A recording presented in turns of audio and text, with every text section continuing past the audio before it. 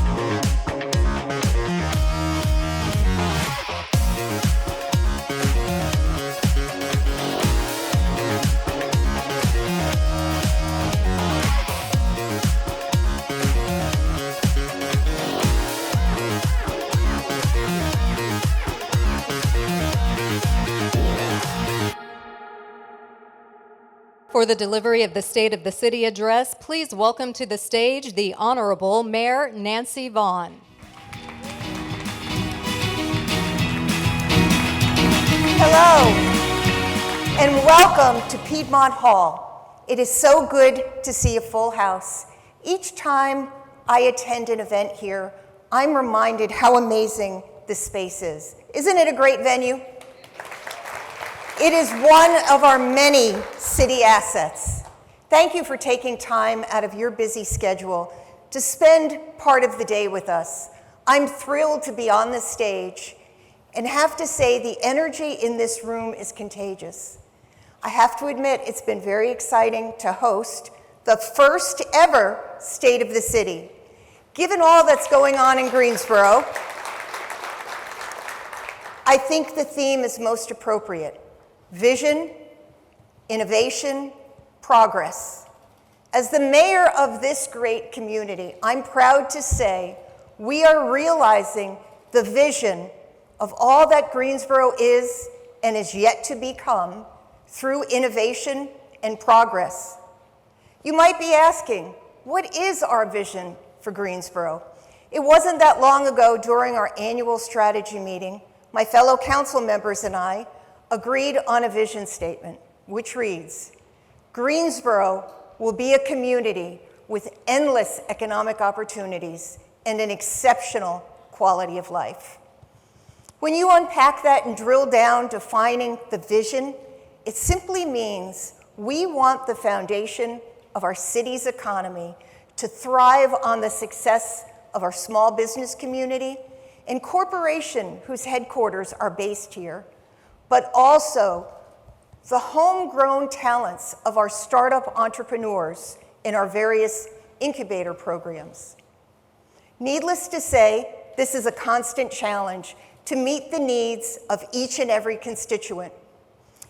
But as an elected body, we have identified priorities aimed at taking Greensboro to new heights while being committed to serving the community at large and enhancing our quality of life. There is an enormous shift taking place. When you drive around, you can see many examples about how the face of Greensboro is changing. In the past 2 years, the value of commercial building permits increased by 28%. The $546 million of commercial construction activity recorded in 2022 is the highest volume in Greensboro's history. What better way to place the spotlight on our progress than by hosting a State of the City? This is an opportunity to highlight key achievements in alignment with our City Council priorities in the spirit of transparency and local government accountability. I'm honored to share these achievements with the assistance of my fellow council members. It is our vision that refers to the endless economic opportunities. We had a host of big wins in 2022 with respect to economic development. Allow me to share just a few examples.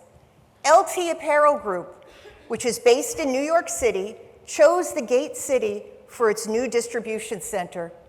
That company will pay an average of $46,000, creating 116 new jobs. This amounts to an investment of $57 million. Yes.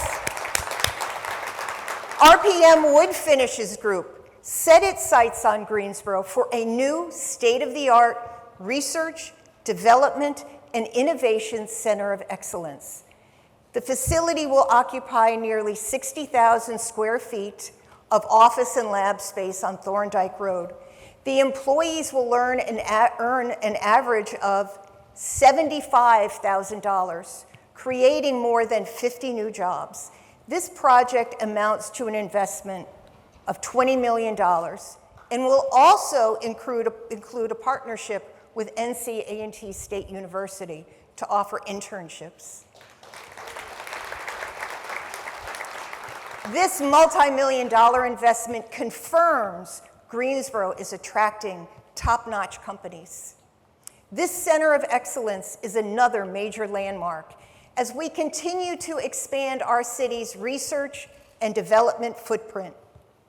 Procter & Gamble, a household name, is no stranger to our city. The company will expand its manufacturing facility located on Swing Road by 80,000 square feet. This will create nearly 50 jobs, yielding an investment of $110 million.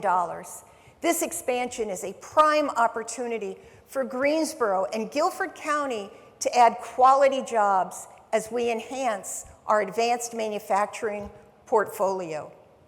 IQE Semiconductor is also undergoing a facility expansion of its machinery and equipment. This will add more than 30 new jobs and $7 million investment in our city. Positions will consist primarily of technicians and engineers working to enhance the company's production of components for the semiconductor industry, earning an average salary of $66,000. This project speaks volumes when existing industries choose to expand right here. It's an endorsement of our talented workforce. And we're thrilled anytime we can add high-skill, high-wage jobs in our community.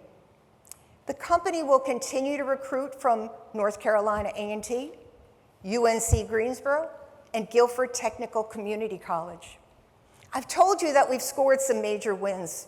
These industries speak to our versatile workforce: kids apparel, technology, manufacturing, and wood finishing. The final two industries represent aerospace and the medical field. TAT Piedmont is expanding its facility and creating 85 new jobs. This is an investment of $14 million. We are able to attract a variety of companies due to our skilled workforce, vibrant business community. Being selected by TAT Piedmont is a real game changer. There were several other cities on their list, but they chose Greensboro. As a result, we will become the aerospace capital of North Carolina.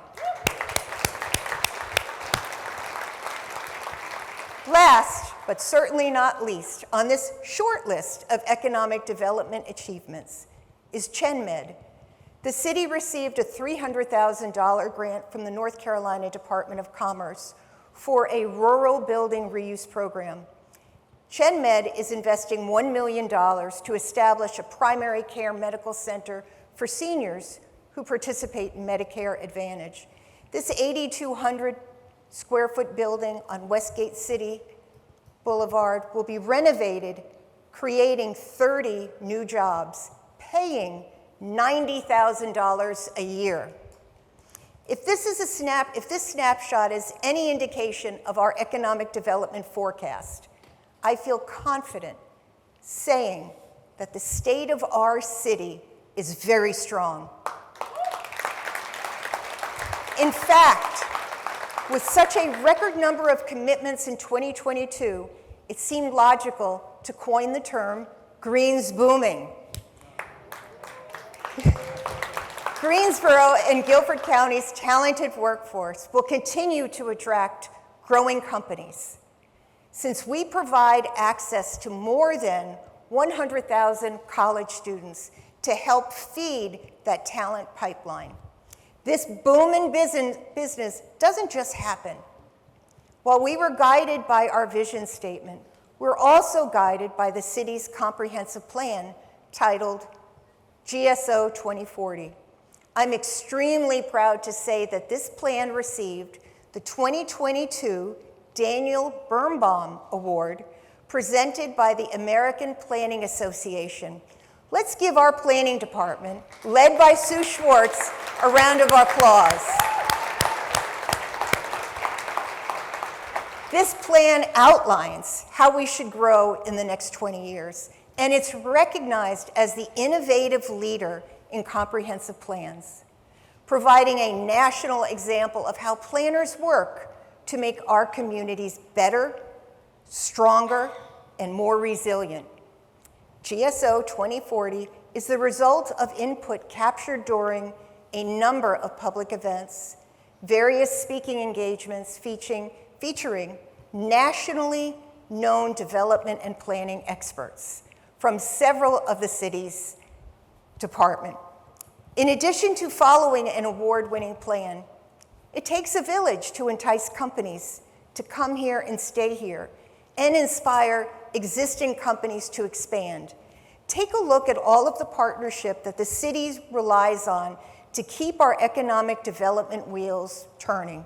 Allow me to take a minute to acknowledge and say thank you to some of our economic development partners: Campus Greensboro, Downtown Greensboro, Duke Energy, East Greensboro Now, the Greensboro Chamber of Commerce, the Greensboro High Point You Can Make It Here, Guilford County Workforce Development Board, Guilford County Technical Community College, Launch Greensboro, the North Carolina Piedmont Triad Film Commission, Piedmont Business Capital, and Triad Local First. Isn't that a great list? But I also want to take this opportunity to recognize my colleagues on the City Council, if they could stand and be recognized, and our friends across the plaza at the Guilford County Commissioners. I don't know if there are any people here from the state of North Carolina. We could not have done these projects without the support of our legislators and our friends at Guilford County. Thank you so much. Each of these partners work closely with our Economic Development Office. And this also wouldn't be possible without the help from our elected officials. As impressive as everything I just shared is, it doesn't include the impact of the Alexander Company, Toyota, and Boom Supersonic. We are thrilled to have them here with us today, and I thank them for their investment, and I can't wait to hear how they are sharing our vision for Greensboro. In preparation for the influx of jobs on the horizon, we know that housing, transportation, and a strong workforce are imperative. We also understand we have to focus on equitable investments and the needs of the homeless while keeping our downtown vibrant. Finally, we want a safe, sustainable community. All of this aligns with our City Council priorities. You may find this hard to believe, the City Council doesn't always agree on everything unanimously. But one priority we're all in agreement on is the need for more quality housing. Dr. Goldie Wells will join us and explain an innovative approach to increasing our stock of affordable housing. Please turn your attention to the screen. As a city council, we approved a resolution to make a $5 million investment in the Greensboro Preservation Loan Fund. This supports the production and preservation of affordable housing through a public-private lending partnership. This funding structure is the first of its kind in Greensboro. The Community Foundation of Greater Greensboro has worked with lending institutions, foundations, and investors to raise more than $20 million in private capital towards this Greensboro Housing Fund. In total, they plan to raise $32.5 million. This is expected to yield more than 900 approved affordable units in the next 10 to 15 years. The city's $5 million share is available through the 2022 housing bond that was approved by voters. The Greensboro Housing Fund is a win-win proposition.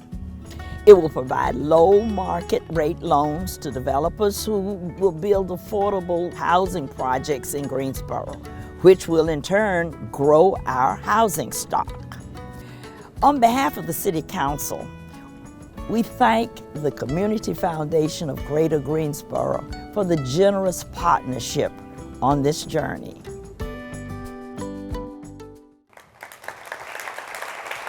Thank you, Dr. Wells. Greensboro Transit Agency offers an extensive network of transportation services.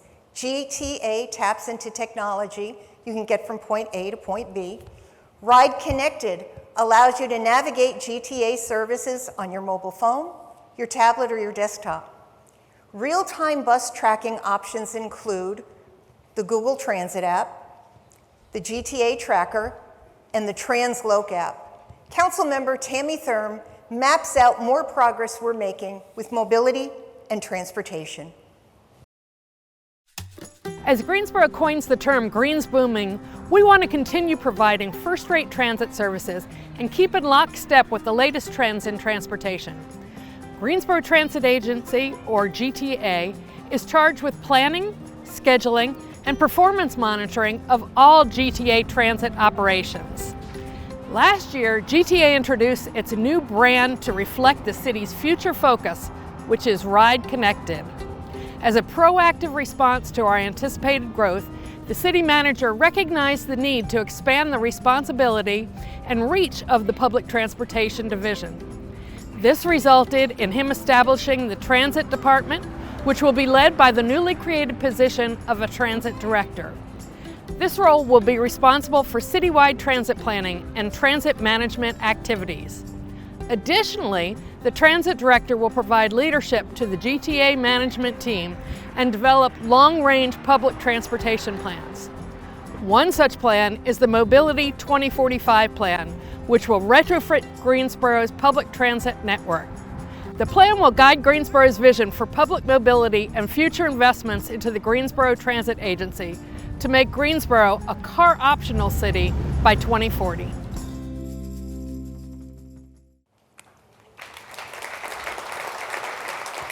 Providing multiple ways for people to get to work will be critical as our workforce expands. Making Greensboro car optional is a selling point for our next generation of employees.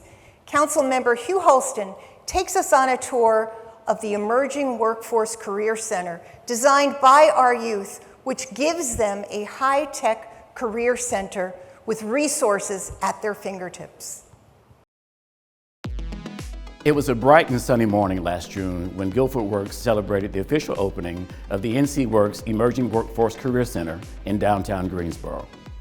It was exciting to cut the ribbon and welcome the community to the new home of the NC Works Next Gen program. Once again, this is another example of our reputation as trailblazers, Guilford Works is the first and only system in the state to have an emerging workforce center located in an urban center. The centrally located facility fosters collaboration with various community partners while delivering youth services focused on educational opportunities and career pathways. The Emerging Workforce Career Center features a computer lab within an open concept, allowing staff to readily assist with walk-in appointments. The space is also equipped to offer career readiness training with a dedicated virtual reality space. The NC Works Next Gen program helps young adults ages 16 to 24 maximize their potential, improve their skills, and connect to meaningful employment. The Emerging Workforce Career Center allows the Next Gen team to meet Guilford County youth where they are. This is one of many benefits available to prepare our young adults for the workforce.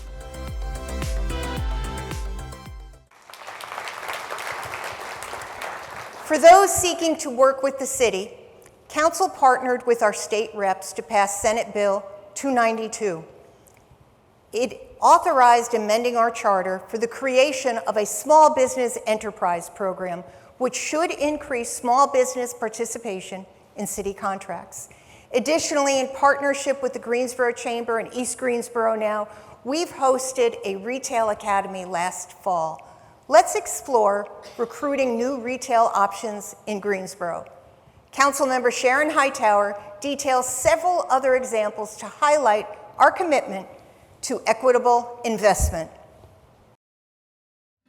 As the representative of District 1, I'm proud to say the city has been intentional about making equitable investments, especially as it relates to East Greensboro. Notable companies such as Core Technology Molding are already changing the business landscape on the east side. The Publix Distribution Warehouse, Contour, Penske, and UPS represent a combined investment portfolio of more than $500 million and 1,300 new jobs. In an effort to encourage more jobs in East Greensboro, the City Council voted to add new Northeast and Southeast Greensboro census tracts to expand our impact zones.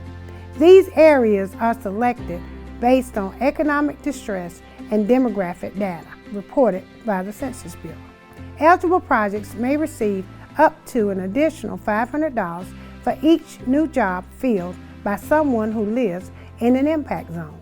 I'm really excited to see the new development at Carolina Steel on South Elm Eugene Street.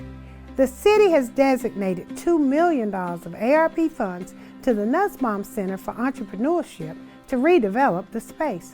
The 220,000 square foot facility will become the Steel House, an urban manufacturing and innovation center. This $38 million investment will create up to 600 jobs and house the Forge Greensboro and the North Carolina A&T State University Machine Operator Training Facility. As you can see, East Greensboro is the place to be. Invest East.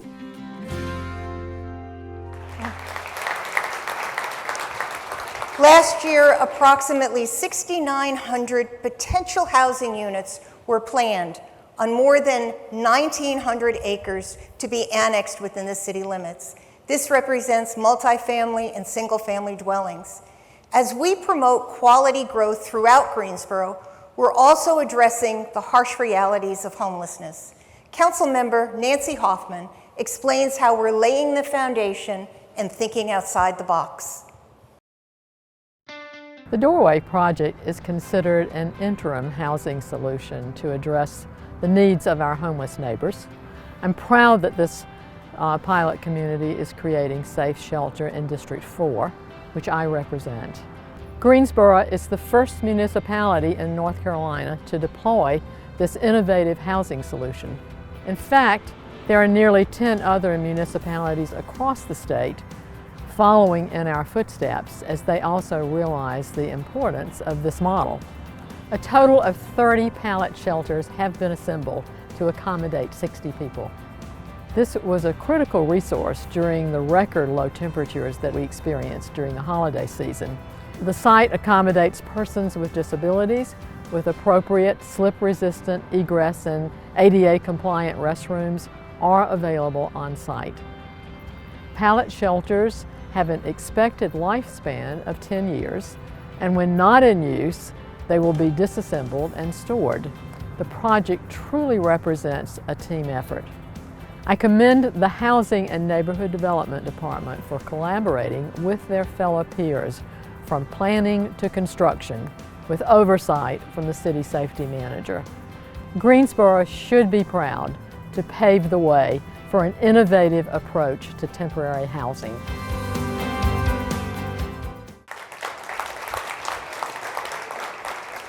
Downtown Greensboro puts you in the center of it all. Shopping, fine dining, public art, amazing music festivals, and so much more.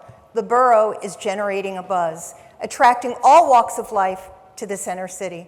Councilmember Zach Matheny will join us and spotlight notable investments taking shape downtown and beyond the borough. There are several key projects I'm proud to say that are happening right here in District 3, which speaks to the commitment of creating quality of life. It's really gratifying to see residents and visitors enjoying the new features of the Battleground Parks District. The improvements to Country Park easily make this a day-long destination, thanks to the Canopy Walk and the Flyway, zip lining across Sloan Lake, plus the new 100-person picnic shelter for large gatherings.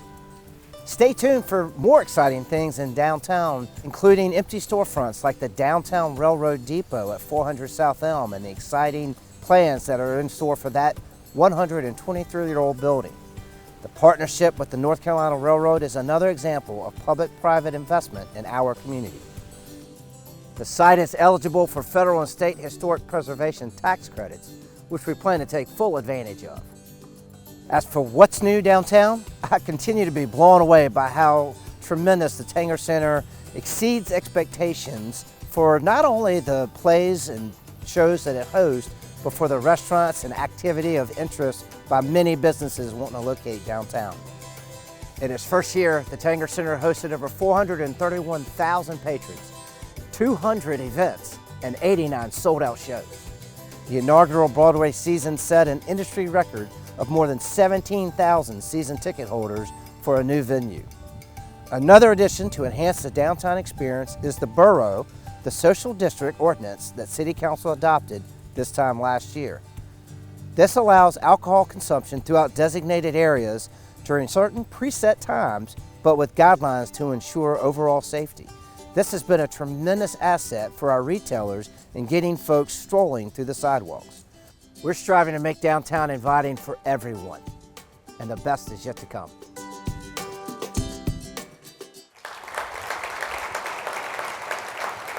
Making Greensboro safe for all residents is the motto adopted by the Greensboro Police Department.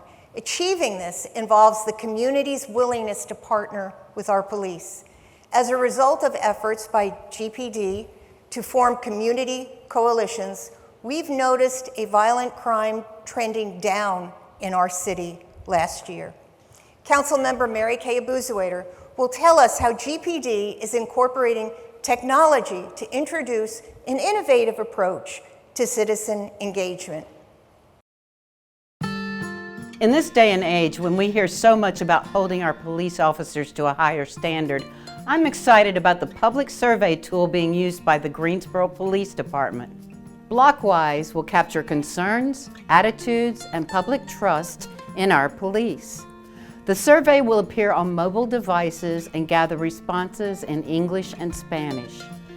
Greensboro is the first city in North Carolina and the first police department in the South to implement this new technology. The tool will enable the department to better understand neighborhood safety issues and enhance responsiveness to community priorities. In keeping with the department's commitment to transparency and accountability, the survey results will be shared with the public as they become available. Another resource designed to enhance police-community relations is the creation of the Office of Community Safety. Now in its 6th month, the Office of Community Safety is the result of conversations and community input about the need for a non-conventional approach to traditional policing. The Office of Community Safety convenes officers, residents, and city leadership to come together and discuss crime, mental health, and the root causes of violence. This invites each stakeholder to be an active participant in solving problems that impact the entire community. Our residents have spoken and we are listening, and we'll continue working to make Greensboro safe for all residents and visitors.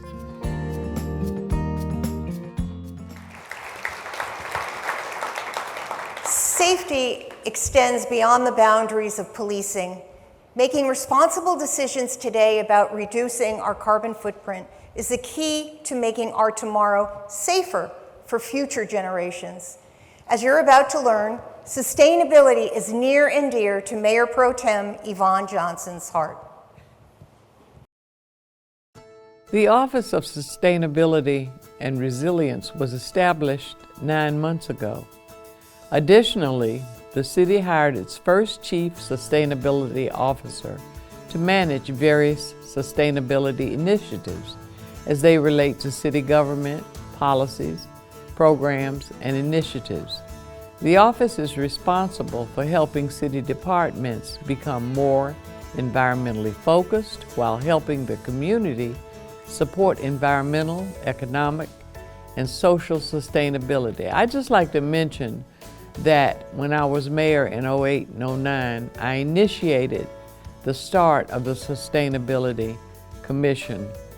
And one of the reasons that drove me to do this was so many of our children were having asthma. And I also wanted us to be more conscious about our carbon footprint, but I was happy that the council supported this, and therefore we have a Sustainability Commission. The Strategic Energy Plan was adopted in December of 2022, demonstrating the city's commitment to prioritizing sustainability through leadership in environmental stewardship, social equity, and a resilient economy.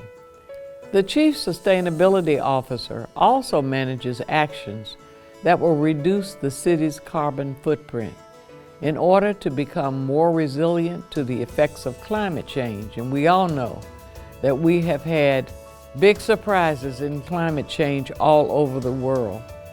The office coordinates educational, outreach, and promotes partnerships to inspire community engagement opportunities on various sustainability initiatives.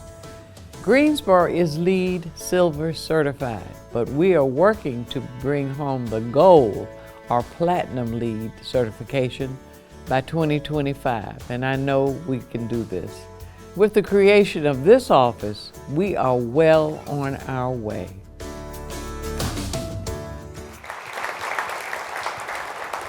We are well on our way indeed. I want to thank my fellow City Council members for helping me paint this promising picture of progress. Let's give them another round of applause.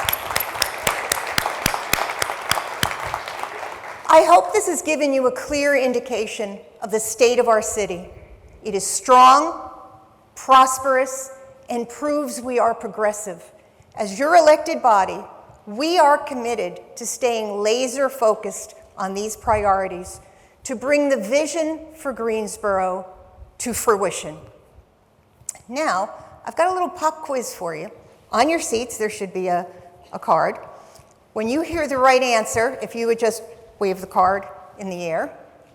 Don't worry, you'll know the answers. All right, this will be multiple choice. Question 1, how many millions of dollars are being invested in Greensboro's economy? A, 325, B, 645, or C, 717? I don't see many votes going on. And the answer is 717. Question 2, what is the total number of new jobs coming to Greensboro? A, 1,530, B, 1,958, or C, 2,261? Yep, you guys are brilliant. Our last question, which of the following are Greensboro Council priorities? A, affordable housing, transportation, and sustainability. B, public safety, workforce, and equitable investment?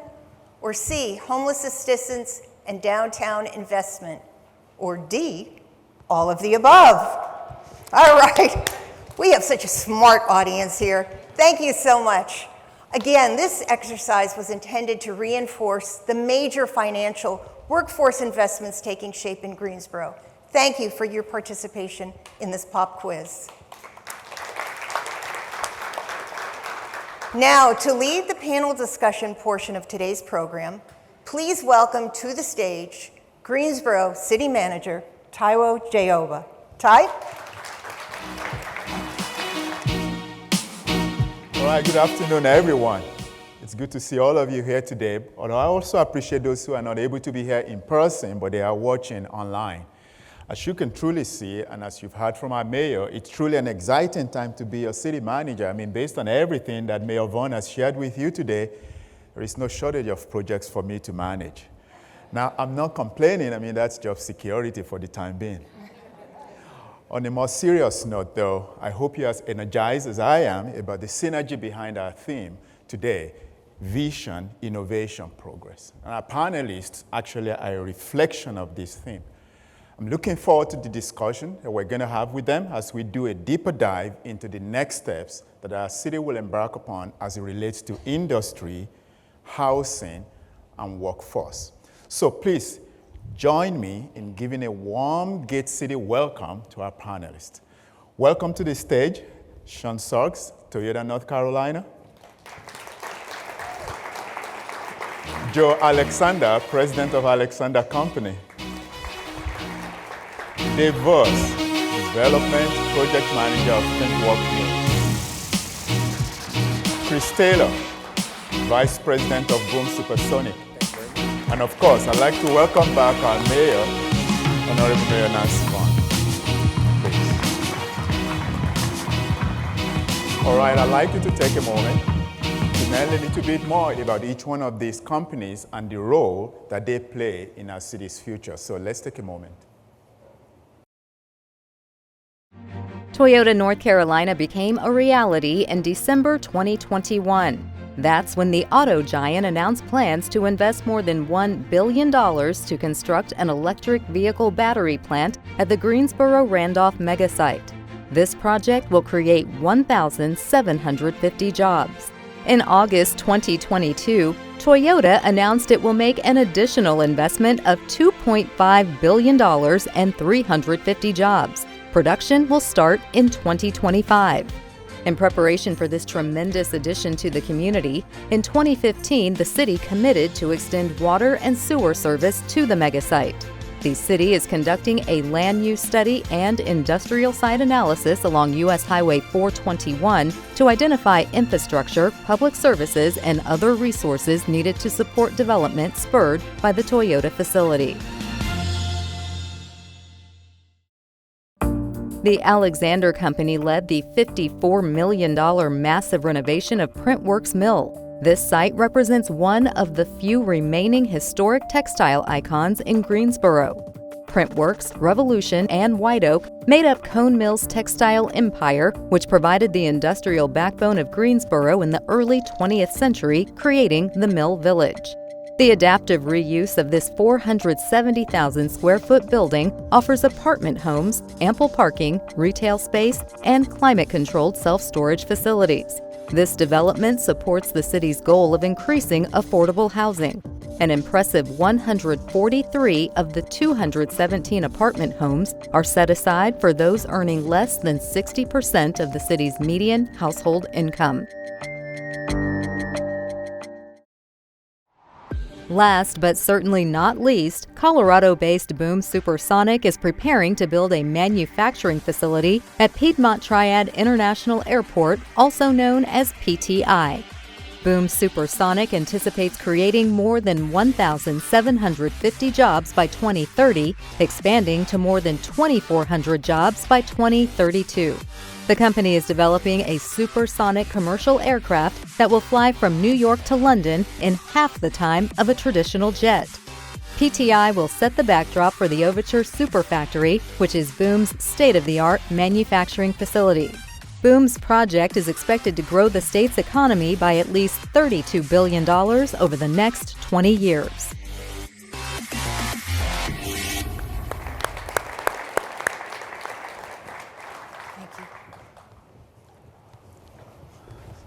So as I look across the room, it makes me feel like we're in church. Everyone is kind of sitting in the back. But so relax, you're not in church.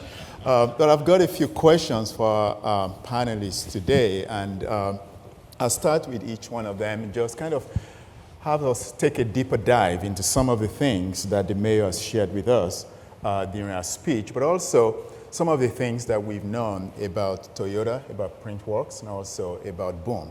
So I'll start with Printworks, Joe and Dave. So prior to COVID-19 pandemic, people think about development as single use. I mean, you put a building here, whether it's housing, you put another building there for workforce, and amenities are all over the place. But post-pandemic, if there's anything like post-pandemic, we're beginning to see a shift in development. That is more of mixed-use development. And that's what you do. So I'd like you to share with us, and either one of you could take a shot at this, but I'd like you to share with us, our audience, when you thought about your project, Printworks Mill, what was the catalyst behind it? And how do you think forward in terms of additional projects that will be similar to that in the Greensboro area? All right, I will start. Can everyone hear me? Yes. Great. Well, let me start with, first of all, to do a project, it has to be economically viable. And I was at a meeting with the National Park Service, and the State Preservation Officer was there for North Carolina. And she said, we have a list of buildings that are still eligible for historic tax credits, which are extremely important at the state and federal level to make a project like that financially viable. So she gave me the list, and on the list was the Printworks Mill in Greensboro, amongst maybe 20 or so other buildings. And what really attracted me about the Printworks Mill in Greensboro was a number of things. One was it was near Revolution Mill and the medical district. So it was close to employment sources, and it was close to entertainment and food options. So what you're kind of touching on with the post-COVID thing kind of existed before that. People before COVID were looking for walkability scores. They were very important. They want to be in locations where they can take their dog out for a walk on a greenway. They can walk to a grocery store, they can walk to a restaurant, or they can walk to their employer. So that was important to me. And the other thing that really stood out about Greensboro was the initial meeting in Mayor Vaughan's office, where the economic development director, this then city manager, planning and zoning, we're all there. And Mayor Vaughan said, we've seen what you do, and we want you here. Those are important words to hear when you're a developer and you're about to make an investment in a building. In order to secure the building, we very quickly had to come up with money to pay for the building, and the previous developer had fallen through. But we wanted to have a high assurance that the city was supportive behind the project, that the people in the neighborhood were behind the project, so we had a community meeting. The people were very supportive. And we had a technical review committee meeting with staff to find out what it would take to get the proper zoning and the entitlements in place to do the project. So very quickly, the city stepped up, arranged the public meetings, had the meeting in the mayor's office, had the meeting with technical review so that we were comfortable making that initial investment to buy the building, knowing that there was a high probability that working together with the city, we could make this project happen. That's wonderful. Thank you for sharing that with us. So again, it takes leadership, it takes collaboration. So Joe, as the president of Alexander, I assume that you are thinking more of these types of projects in Greensboro? Yeah, absolutely. And to echo something Dave just said, nobody ever wants to go someplace where they're not wanted. And sitting here today, hearing from the city council, the mayor, you and other businesses, it's clear Greensboro is an inviting city that wants success. And for the work we do in adaptive reuse and providing workforce housing, Greensboro is attractive to employers and producers because of a affordable way to live. It's 25% cheaper to live here than it is in Raleigh-Durham, and housing there is 50% more. So there's great opportunities, but it's going to require us partnering over and over and over again. And we're happy to do it because we're happy to work with the city of Greensboro. So let's do a little bit of a deeper dive into that. These days, when I have a conversation, whether with the mayor or council members or even among us as staff, or you read in the news, by the time you talk about three defining issues of our days, affordable housing will always be one of those top three. So, and you're a national player in that space. Can you share with us your development philosophy when it comes to affordable housing and how you mix it with amenities and really creating an environment for all to live in? I'll start and let Joe jump in. But it used to be, and I've been in affordable housing for quite a long time, since the late 1980s, but it used to be that investors really didn't want to invest in mixed income housing. They either wanted to be 100% affordable or 100% market rate. They felt that people would not pay market rate rents if they're in a housing development that had affordable income restricted units in them. What's happened across the country is that inclusionary zoning has become prevalent in a lot of areas. And so lenders were kind of forced and investors are kind of forced into, if we can't do 100% market rate, we have to do a certain percentage of affordable housing in this development. So that's softened a bit over the years.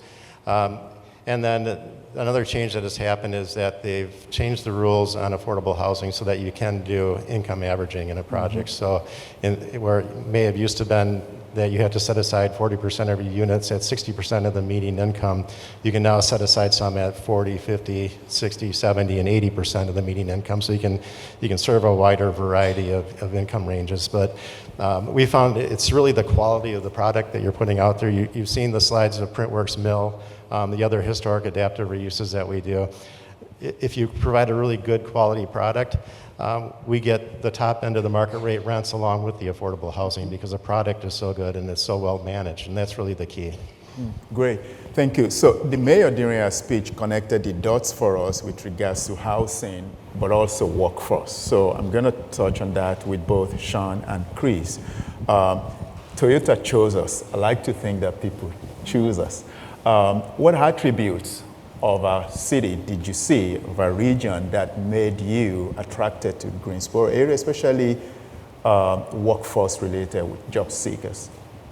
Well, look, first of all, I'm honored and humbled to be in front of all the great people of Greensboro, the leadership team. And Mayor, I'll tell you, this strategy you just showed, I'm like, man, that was a mic drop. You could just drop the mic right there. It was awesome. So thank you so much for allowing us to be here today. And all those things that you shared are most of the reasons why we are here. It's the sustainability thinking way. It's the affordable housing. It's having the ability to have access to great colleges and universities. It's having an eagerness to want more and do better. And the DNA of our team members, it's a desire, it's a Kaizen spirit or continuous improvement experience. It's respect for people. It's all of those things that we value matches the strategy and thinking way of the city of Greensboro. And we're really, really excited to be here. From the day we announced to today, the red carpet has been rolled out to us. There's been nothing that we haven't been able to get or have, and the hiring has started slowly, and it's starting to pick up a little bit, and it will really, really grow and start picking up probably in the next 4 to 5 months, and we can talk more about that as well. Yeah, I want you to emphasize a little bit more about that, especially with FAME. I always try to remember what the acronym stands for, but you probably know better than I do. But what exactly does it stand for, and how does the program actually impact workforce education, especially as related to Toyota? Yes, so we have a FAME program. It's a national program. It stands for the Federation of Automotive Manufacturing Education. And within that, there's 37 chapters across the U.S., and within that, there's an advanced manufacturing technician program. So we've launched that with Guilford County Community College. And how it works, a student will go to school for 2 days, they'll come work for us for 3 days, their tuition's paid, They're learning a great skill. They graduate in 2 years. They're skill ready for us, but not just for Toyota. We are partnering with five other companies as well to make sure that the pipeline of talent is not just benefiting Toyota team members or our company, but several other companies in the area. We've had great success with FAME, and we're going to try to duplicate that as much as we possibly can while we're here. That's good. Thank you so much. And I think I'm going to stay on that theme of workforce. How many of you remember that sitcom from the 80s? Is it Cheers? It says, if you're 20 years old, you may not really get that. But I think it says that sometimes you want to go where everybody knows your name. That's right. Boom. It's easy. Right? So I'm going to pivot to you, Chris, and kind of building up of what Sean just shared with us in terms of workforce, career pipeline, partnerships. What are those things that Boom found? You infuse innovation with sustainability, with really thinking forward in terms of the future of transportation. Talk to us about Boom Supersonic and how a lot of partnership with people locally, but also people who are seeking for jobs, how Boom can really play in that space.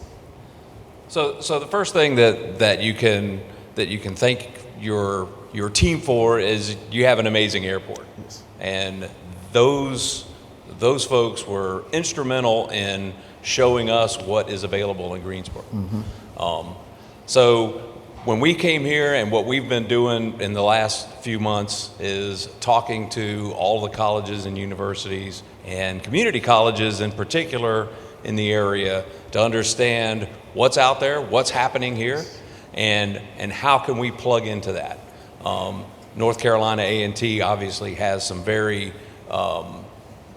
critical programs in terms of engineering, but also in terms of sustainability, which matches very well with our sustainability goals. Not only our sustainability goals for the aircraft, but also for our site. We have a commitment to ourselves to have a net zero carbon footprint in Greensboro, just like we have in Denver. And we think there's a great opportunity with the attitude and commitment in the community to that same goal for us to achieve that. The other thing we're looking at is we're going to need a lot of people really fast, starting in maybe 2 years. So how do you get started on that? And what we're really finding is with the community colleges, they're lining up saying, how can we help? What do you need, and how can we provide it for you? That is the greatest thing. The flexibility of the programs that we have seen with the colleges and with the community college is astounding. The way they can pivot from whatever they're doing to whatever the needs are. That's also something this community can be proud of. And I think that there's a great push to the high school students and even lower in the grades to go for the trades, to go into the trades, right? Do the trade study. College is great. 4-year college, I have a degree too. That's awesome. But we need the trades. Without people who can actually do the work, we don't have the manufacturing capability. And there's a big push for that in this area, and that's what we plan to really take advantage of. That's great. You know, I like us to take a moment to celebrate our colleges and universities that we have in this city. Let's just do that. I mean, I think, in my mind, it's a game changer for us, because you've talked about that a number of times now. You broke ground on January 26th, so that's exciting. So from this point forward, what does it look like? So for this year and going into the second quarter of next year, there's construction. We have graded the pad site where we're going to be building the aircraft, and the foundation work will start in earnest on Monday.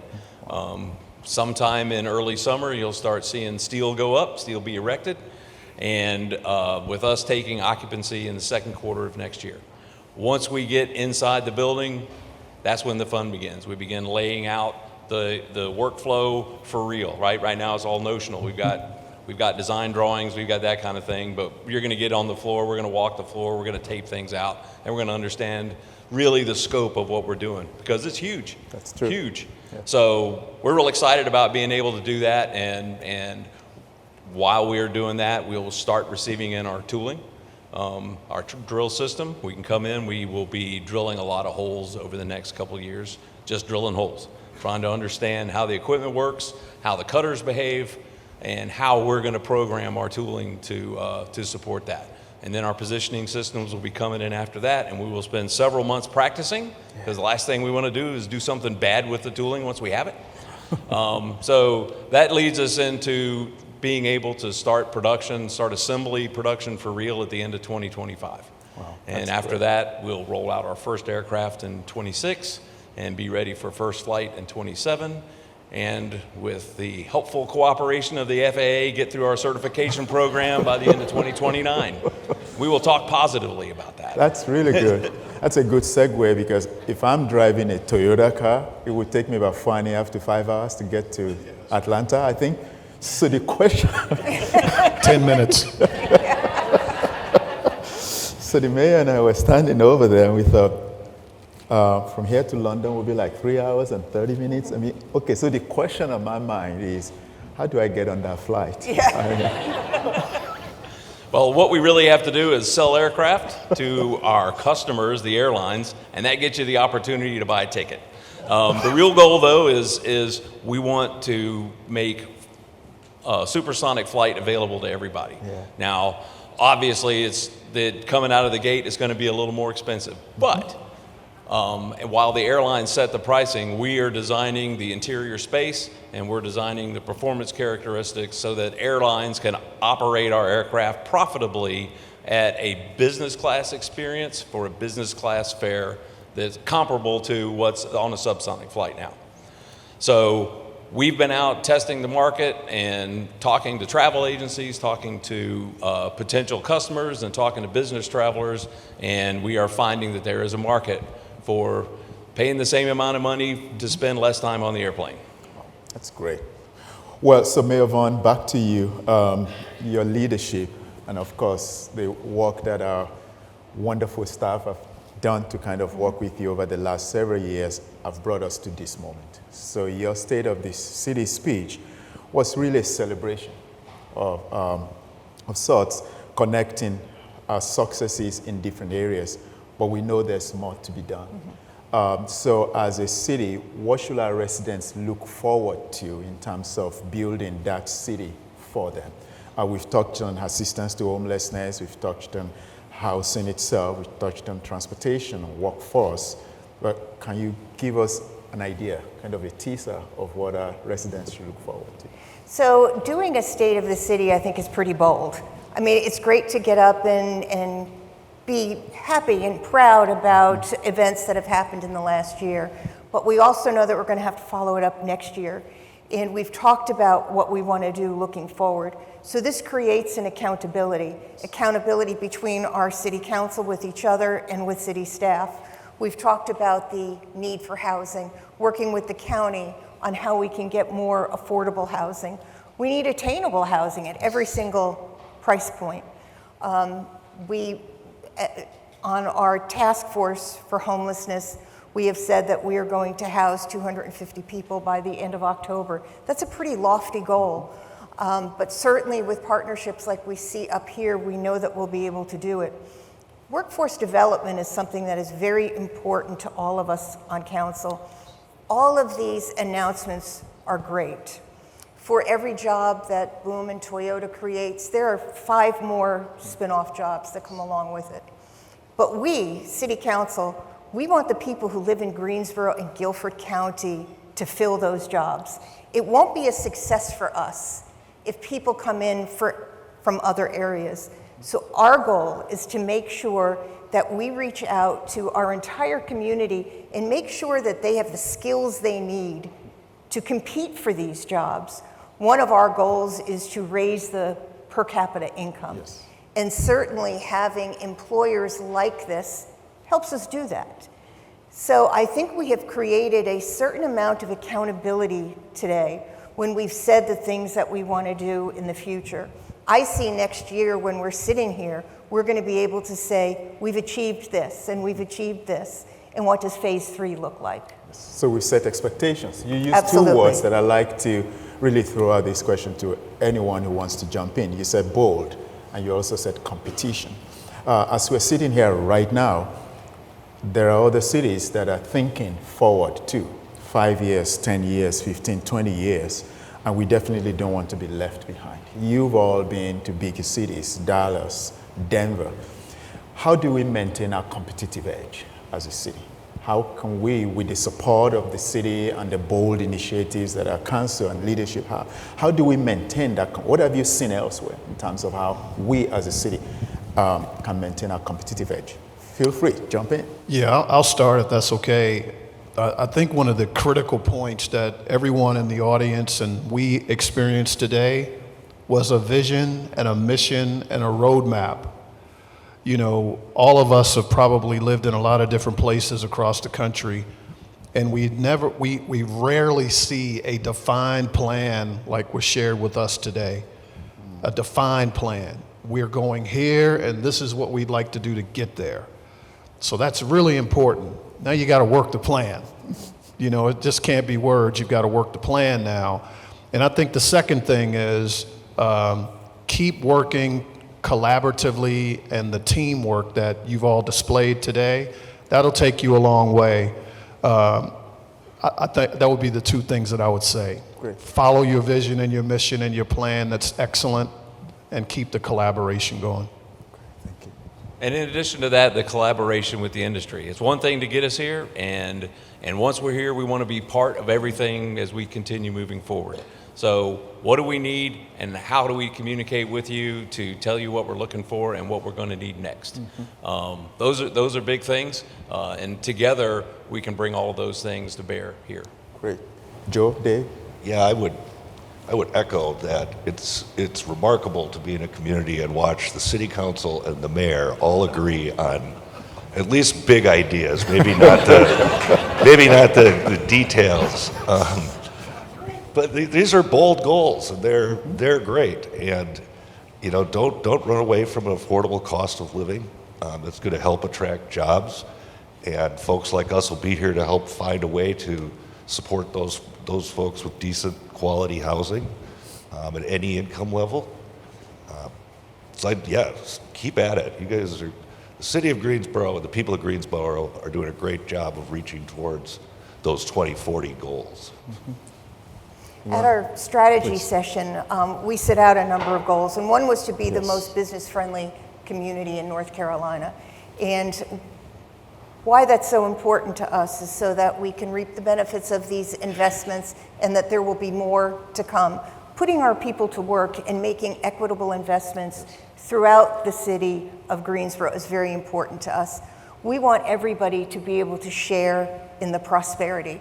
That's why I am so excited about these announcements. Love it. That's absolutely. Dave, you have anything to add to that? I probably don't have too much to add other than what's been said, but it's important too to see a community make an investment in itself, because it shows that they don't just expect others to come in and make an investment in that city, that the city itself has faith in itself, that it's willing to make an investment in the city to encourage investment from people outside of the city to come in and do projects like the ones that we've been talking about today. Okay, I'll come back to Mayor Vaughan here. So 2024 March, you're standing right here in another state of the city. Can you tell us 3 or 5 things? Well, maybe I shouldn't limit you. Can you tell us, what do you want your 2024 state of the city to highlight in terms of key successes? We have challenges, of course, every growing city does. But as we look forward, 1 year seems like a long time ago, but frankly speaking, it's not. So in 2024, what are the things that you want to be able to highlight in addition to what we've seen here today? Well, I think that we are going to have to show you how we've worked with our workforce development partners to put people to work, to actually have metrics and to say that our investments are paying off for Greensboro and Guilford County residents. I think that's very important. We've talked about the number of building permits and houses that are under consideration, multifamily and single family, but we need to be able to show that we are actually putting people in houses. We are working on long-term solutions, and that's really what we need to outline. How we're working at long-term, and we stop responding in emergency situations. We've been great responding to emergencies. Now we have to look at that long-term investment. And of course, public safety. That's a concern, I think, on everybody's mind. We want to be safe in our own communities, and to continue the relationships between communities and the police department, the fire department, I think will really pay off. We're lucky, unlike other trends throughout the country, our numbers are trending down, but we can't just get comfortable with that. We really have to make sure that we can shore that up and that it'll continue to go in that direction. So I think doing this has left us accountable for things that we talked about. That's great. Let me put something in perspective. So in 2016, based on at least the population numbers that we have, in 2016, Greensboro was losing 3 people per day. As at 2021, I think it's based on the 2020 census data that we have, we started gaining at least 10 people per day. That's not normal for a city that's growing. There are bigger cities that are losing people to surrounding cities, but we're actually gaining them. And so that kind of goes to my maybe one last question for all of you. Let me you want to say something to that? I do, because I think that shows that we're in growing pains right now. And when you look around and you see things that are partly done and roads under construction, you know, that's going to get us to the end line. But I do think that people are experiencing a number of growing pains, and they don't actually see what the future looks like. That's true. I think I shared with the mayor that we were going through some of our applications for vacancies the other day. We had 2 people from California moving to Greensboro for work. I think that that's a good thing to really celebrate as across the nation. But then it goes, based on what the mayor is saying, based on what all of us have said here today, I want to throw one more question on the table, and that is the big idea question. So if you have a magic wand, we know the mayor does, so I'm going to go through the rest of it. If you have a big magic wand, what exactly do you envision in terms of big ideas, some big, bold ideas for Greensboro? I think the reason why they call that Daniel Burnham Award is because he said don't make small plans, right? Because they don't make people's, you know, they don't really stir men's blood. So what are those big ideas when you think about Greensboro? It's not a tricky question. Okay. Yes. Well, I've been thinking about this. I love the Greens boom, by the way. I love that. The one thing that I would say or suggest, you know, when I first came to this area, I heard it was Tournament Town, right? So I heard people nodding. Tournament Town. And I think over the next 5 to 10 years, if that would change to Technology Town, you know, being an innovative hub. And I love the innovation centers that were shared with NC Works, et cetera, building on that, because at the end of the day, the students that are in class now, there's a 6th grader with a great idea right now that'll blow us all away. I guarantee it. So how do we become Technology Town so it's a no-brainer for our students to want to stay here when they graduate? That would be my big idea. Technology Town. Okay. What I've seen since I've been coming to Greensboro, prior to moving here, you know, I go out and look for things that are completely unrelated to what I do. There are so many hidden gems in this town that I didn't know were here, and 2, are a remarkable testament to some of the forward thinking you're already doing. For example, at the Greensboro Science Center, and how that's structured, not just to be a science center or an interactive thing, which a lot of other places are doing, but a focus on preserving endangered species. And so that's their focus. That's what and they've built a huge campus around that. Remarkable achievement, and something that you would not really expect to find in Greensboro.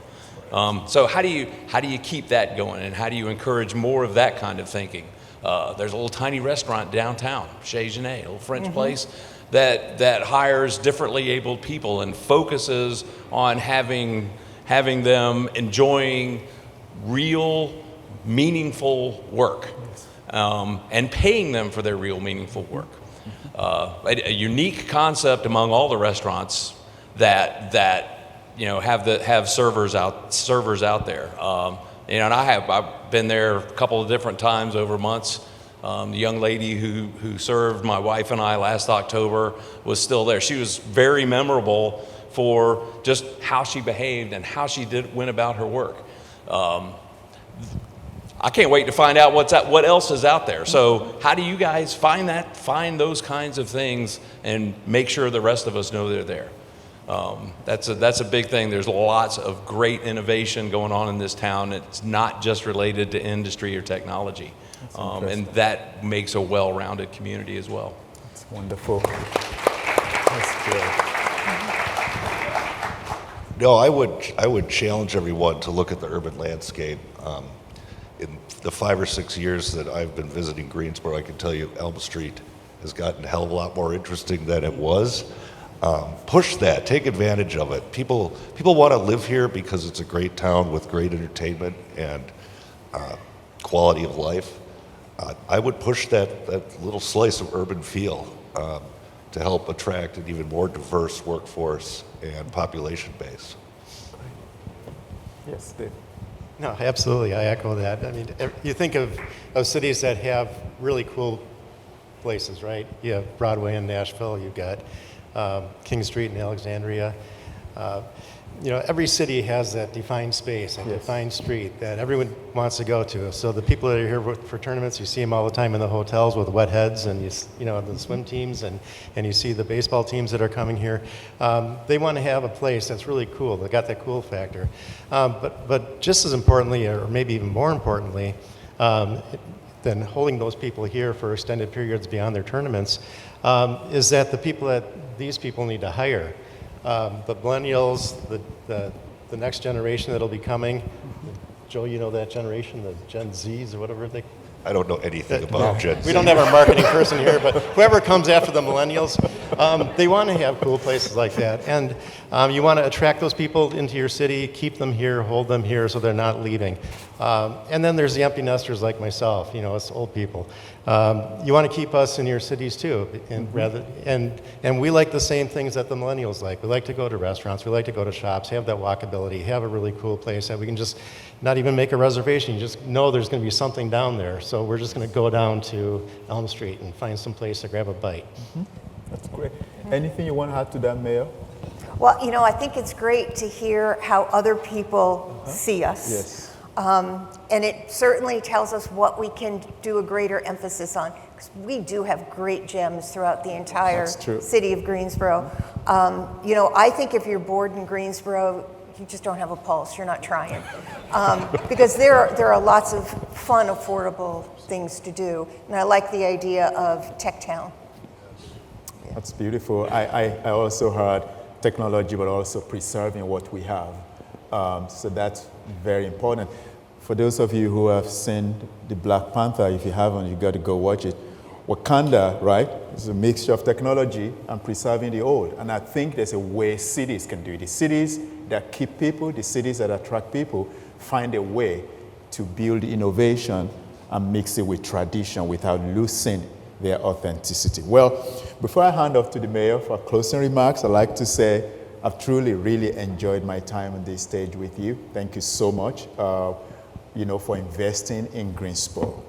We want to continue to partner with you, and I know that it's a shared thing between us and council and our community to continue to make sure that we work with you and that the best is yet to come. So I look forward, as a city manager, some of our staff are in the audience, to successful working relationship and very productive working relationship with you. But I also want to thank a couple members of my leadership team who helped us to put this together.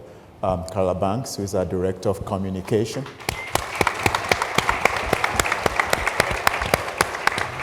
And of course, Latoya Sisa Crawford, who is our Manager for Intergovernmental Relations. So thank you so much. At this time, Mayor, I'll hand it off to you to deliver your closing remarks.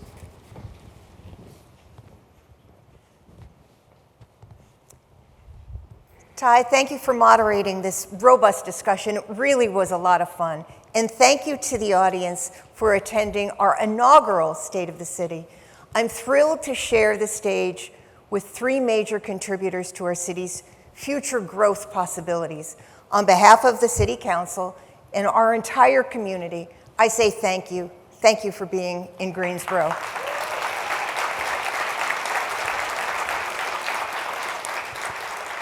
Before we conclude the program, it would be helpful to capture your thoughts about today's event, especially since it's the first time we are hosting this.